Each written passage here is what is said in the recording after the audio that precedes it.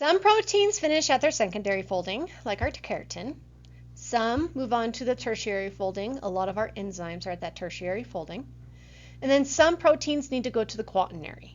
So the quaternary folding actually requires 2 or more polypeptides, or what we call subunits, in order to come together and interact and become a protein. Here we have hemoglobin. Hemoglobin is the most common quaternary protein we talk about, especially in the health industry, and everyone knows hemoglobin. In the hemoglobin, if you notice that on the bottom image, it's a little bit easier, you can see how it says beta and alpha. So that means that we have an alpha subunit and a beta subunit.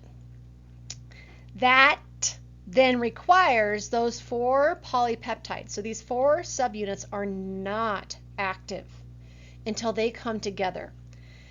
Between each of these subunits, they're going to be attracted via our interactions we talked about with the tertiary folding.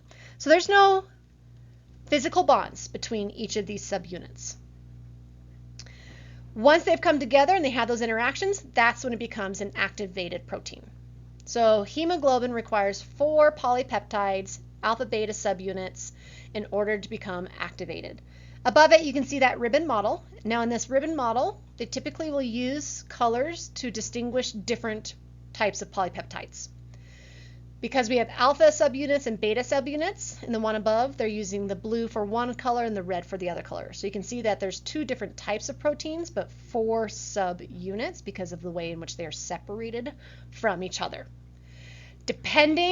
These are all different. You're going to be looking at the coronavirus spike protein, and that's going to have 3 colored ribbons, which means there are 3 polypeptides making up that receptor or the spike on the coronavirus surface.